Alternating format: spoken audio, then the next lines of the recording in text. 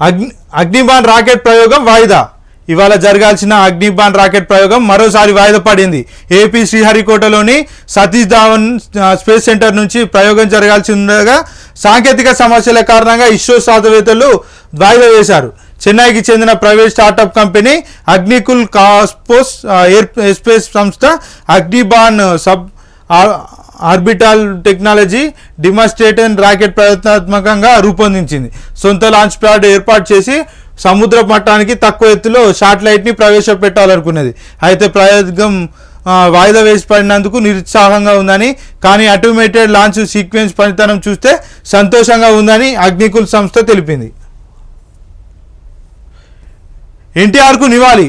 విశ్వవిఖ్యాత నట సర్వభౌమ ఎన్టీఆర్ 101వ జయంతిని పురస్కరించుకొని హైదరాబాద్లోని ఎన్టీఆర్ గార్డెన్ వద్ద నటుడు బాలకృష్ణ, జూనియర్ ఎన్టీఆర్, కళ్యాణ్ రామ్ సహా నందమూరి కుటుంబ సభ్యులు శ్రద్ధాంజలి ఘటించారు.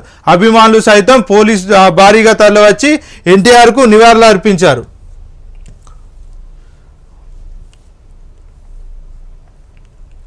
వారికివే చివరి ఎన్నికలు కలలు కంటూ వాగ్దానాలు చేస్తున్నారు. మైనార్టీలకు కాంగ్రెసే పెద్ద శత్రువు. ఏఎన్ఐ ఇంటర్వ్యూలో ప్రధాని మోడీ, దేశంలో సార్వత్రిక ఎన్నికల చివరి దశ పోలింగ్ జూన్ 1వ తేదీన జరగనున్నది. ఈ నేపథ్యంలో ప్రధాని నరేంద్ర మోడీ కీలక వ్యాఖ్యలు చేశారు. విపక్షాలు కలలు కంటున్నాయని, వాటికివే చివరి ఎన్నికలని సెటైర్ వేశారు. ఇవాళ ఆయన ఎన్ఐకి ఇచ్చిన ప్రత్యేక ఇంటర్వ్యూలో మాట్లాడుతూ ఈ ఎన్నికల ఫలితాలు దేశాన్ని సరికొత్త మార్గంలో చూపిస్తాయన్నారు. కేవలం అవినీతి పరులే తనను విమర్శిస్తున్నారని ధ్వజమెత్తారు. కాంగ్రెస్ పార్టీనే మైనారిటీలకు పెద్ద శత్రువు అని ఆరోపించారు. ఎవరైతే తాము దళితులు, ఆదివాసులు, శ్రేయోభిలాషులని చెప్పుకుంటున్నారో వాస్తవంగా వారే పెద్ద శత్రువులని విమర్శించారు. ప్రతిపక్షాలు ఓట్ బ్యాంకు రాజకీయాలు చేస్తున్నాయని మండిపడ్డారు. రిజర్వేషన్లు ఎత్తివేసింది వారే. రిజర్వేషన్లపై దేశ ప్రజలను జాగృతం చేసేందుకే మాట్లాడారని, ఎస్సీ ఎస్టీ బీసీలు విపక్ష నేతలను చీకట్లో ఉంచాలనుకుంటున్నారని మోడీ అన్నారు.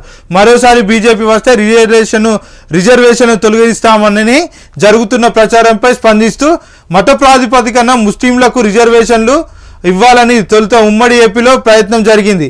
కానీ కోర్టులు వాటిని అడ్డుకున్నాయి. ఎందుకంటే మతపరమైన రిజర్వేషన్లు రాజ్యాంగం అంగీకరించదు. దళితులు, ఆదివాసుల కోసం పనిచేస్తామని చెప్పుకుంటే వారు రాత్రికి రాత్రి అనేక విద్యా సంస్థలను మైనార్టీ సంస్థలుగా మార్చారు. యూనివర్సిటీలకు మైనార్టీ స్టేట్ ఇచ్చారు అని విమర్శించారు.